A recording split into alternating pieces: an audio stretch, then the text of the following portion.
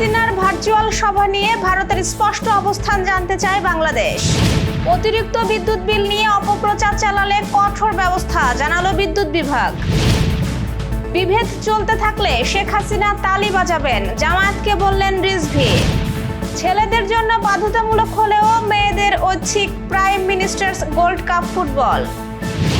ঘরে বসেই মিলবে পাসপোর্ট, স্টিকারের পরিবর্তে আসছে অনলাইন ভিসা ব্যবস্থা। দর্শক, গ্রামের কাগজের সকালের সংবাদে আপনাকে স্বাগত। আপনাদের সাথে আছি আমি স্বপ্না দেবনাথ। শুনছিলেন প্রধান শিরোনাম, এছাড়াও রয়েছে রাশিফল। এবার চলুন যাওয়া যাক মূল আয়োজনে। ভারতে পলাতক ক্ষমতাচ্যুত শেখ হাসিনার ভার্চুয়াল অনুষ্ঠানে অংশগ্রহণের ঘোষণা নিয়ে দেশটির স্পষ্ট অবস্থান জানতে চায় বাংলাদেশ। নিজ কার্যালয়ে এক ব্রিফিংয়ে একথা জানান পররাষ্ট্রমন্ত্রী শামা ওবায়েদ। ভারতের মাটিতে শেখ হাসিনার রাজনৈতিক কর্মকাণ্ড দুই দেশের সম্পর্ককে নেতিবাচক প্রভাব ফেলতে পারে বলেও মন্তব্য করেছেন তিনি। শামা ওবায়েদ বলেন, একটি নিষিদ্ধ সংগঠন এবং সেই সংগঠনের প্রধান যিনি বিভিন্ন অপরাধে সাজাপ্রাপ্ত আসামি, তিনি কোথায় কি বলছেন তার জবাব দেওয়ার মতো সময় বাংলাদেশ সরকারের নেই। মন্ত্রী বলেন, তবে আমরা যেটা লক্ষ্য করছি, ভারত সরকারও সম্প্রতি একটি বিবৃতি দিয়ে বলেছেন তারা আশা করে না কোনো পলাতক আসামি সেখানে বসে রাজনৈতিক বক্তব্য দেবে এবং ভারত সরকার তার সমর্থনও করে না। শেখ হাসিনার এই অনলাইন মিটিং বা অনুষ্ঠানের বিষয়ে ভারত সরকারের অবস্থান কি সেটি তাদেরই পরিষ্কার করতে হবে।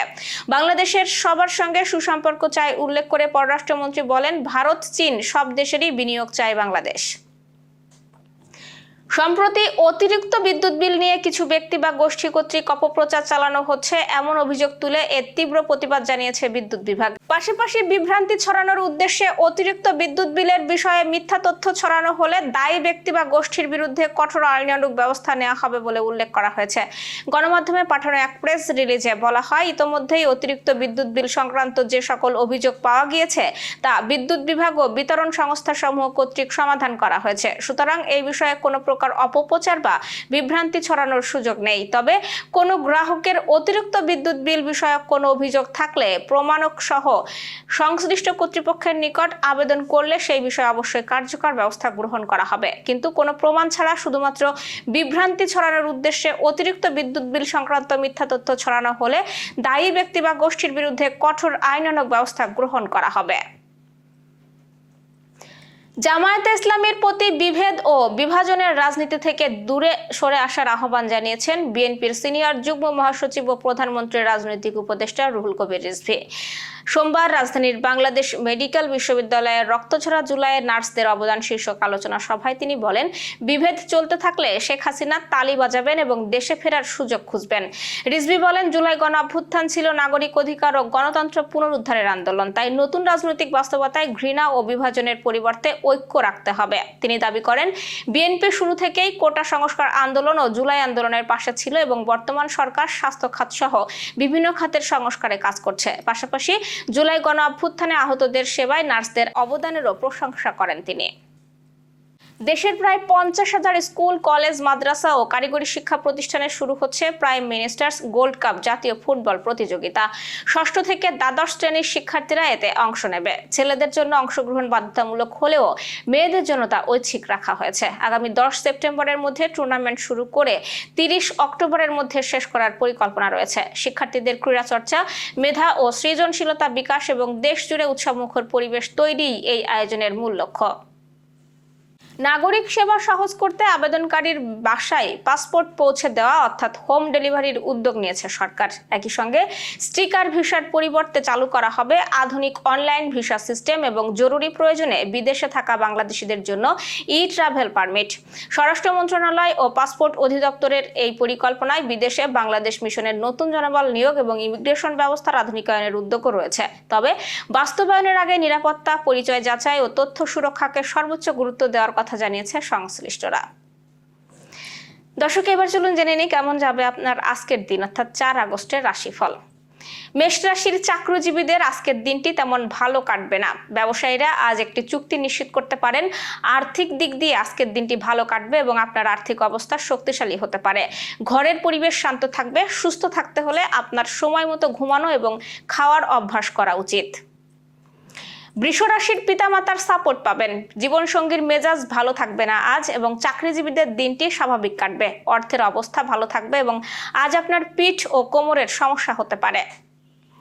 মিথুন রাশি, আজকের দিনের শুরুটা ভালো হবে না। জীবনসঙ্গীর সঙ্গে আপনার বিবাদ হতে পারে এবং অফিসে কাজের প্রতি একটুও অবহেলা করলে আপনি সমস্যায় পড়তে পারেন। বস আপনার কাজ পর্যালোচনা করতে পারেন। আপনি আপনার সেরা কাজটা করার চেষ্টা করুন। ব্যবসায়ীদের জন্য আজকের দিনটি খুব চ্যালেঞ্জিং হবে। অর্থের অবস্থা ভালো থাকবে। আজ তাড়াহুড়ো করে কোনো কাজ করবেন না, তাহলে আপনার চোট লাগতে পারে। কর্কট রাশি, আজ পুরানো বন্ধুদের সঙ্গে দেখা করতে পারেন। তাদের সঙ্গে কিছু গুরুত্বপূর্ণ আলোচনাও করতে পারেন এবং তাদের কাছ থেকে ভালো পরামর্শও পাবেন, যা ভবিষ্যতে আপনার কাজে আসতে পারে। চাকরিজীবীরা অফিসে উচ্চ কর্মকর্তাদের নির্দেশনা পাবেন। আজ আপনি আপনার সমস্ত কাজ সময় মতো সম্পন্ন করবেন এবং রিয়েল এস্টেট সংক্রান্ত কাজ করেন যারা, তারা আজ প্রত্যাশিত ফলাফল পেতে পারেন। আজ পরিবারের সঙ্গে খুব আনন্দের দিন কাটবে। সিংহ রাশির শিক্ষার্থীদের লেখাপড়ায় মনোযোগ দেওয়া উচিত। চাকরিজীবীদের টিম ওয়ার্কের দিকে বেশি মনোযোগ দিতে হবে, এরপর লাভ হবে বেশি। ব্যবসায়ীরা ভালো লাভ করবেন। পারিবারিক জীবনের পরিস্থিতি স্বাভাবিক হতে পারে এবং বাড়ির পরিবেশ উন্নতি হবে। আর্থিক দিক দিয়ে দিনটি আজ মোটামুটি কাটবে। কন্যা রাশির ব্যবসায়ীদের ভালো লাভ হতে পারে। পার্টনারশিপে যারা ব্যবসা করেন তাদের ব্যবসা বৃদ্ধি পাবে।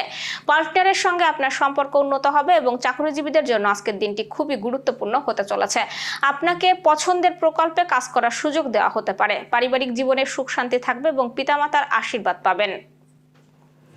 তুলা রাশির ব্যবসায়ীদের আজকের দিনটি ভালো কাটতে পারে। আপনার কোনো সরকারি কাজ যদি দীর্ঘদিন ধরে মুলতবি থাকে, তাহলে আজ তা সম্পন্ন হওয়ার প্রবল সম্ভাবনা রয়েছে। চাকরিজীবীদের অফিসে বেশি ঠাট্টা তামাশা না করার পরামর্শ দেওয়া হচ্ছে, অন্যথায় বিপদে পড়তে পারেন। মাইগ্রেনের রোগীদের সমস্যা বাড়তে পারে এবং খুব সাবধানে থাকুন। বৃশ্চিক রাশির ব্যবসায়ীদের আজকের দিনটি ভালো কাটবে না। আপনার কোনো গুরুত্বপূর্ণ কাজে ব্যাঘাত ঘটতে পারে। চাকরিজীবীদের ধৈর্য ধরার পরামর্শ দেওয়া হচ্ছে এবং পারিবারিক জীবনে সুখ শান্তি থাকবে। প্রতিকূল পরিস্থিতিতে আপনি আপনার প্রিয়জনের সাপোর্ট পাবেন এবং দাম্পত্য জীবনে সুখ বাড়বে। ধনুরাশির স্বাস্থ্যের যত্ন নিন। চাকরিজীবীদের উপর কাজের চাপ বাড়তে পারে। ব্যবসায়ীদের বুদ্ধি খাটিয়ে সমস্ত কাজ করতে হবে। পারিবারিক জীবনের পরিস্থিতিও স্বাভাবিক হবে।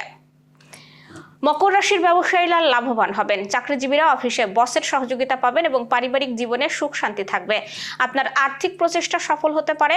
আয়ের নতুন উৎস পাওয়ারও সম্ভাবনা রয়েছে, তবে স্বাস্থ্যের দিকে যত্ন না নিলে সমস্যা হতে পারে। কুম্ভ রাশির আর্থিক দিক দিয়ে আজকের দিনটি ভালো কাটতে পারে। আপনি যদি সম্পত্তি বিক্রি করতে চান, তবে আজ একটি ভালো সুযোগ পেতে পারেন। লাইফ ভালো কাটবে এবং আজ আপনার সঙ্গী আপনাকে বিয়ের প্রস্তাব দিতে পারে। মীন রাশির চাকরিজীবীদের নিজেদের প্রতি অতিরিক্ত আত্মবিশ্বাস না রাখার পরামর্শ দেওয়া হচ্ছে। আপনার সহকর্মীদের নিজের থেকে ছোট মনে করবেন না। আপনার অহংকার আপনার স্বপ্নকে নষ্ট করে দিতে পারে আজ, এবং ব্যবসায়ীদের কোনো আইনি বিষয় নিয়ে পরামর্শ করার জন্য আজকের দিনটি ভালো সময়। দর্শক, এই ছিল এখনকার আয়োজন। সব খবর সবার আগে জানতে ও দেখতে চোখ রাখুন গ্রামের কাগজের ইউটিউব চ্যানেল ও ফেসবুক পেজে।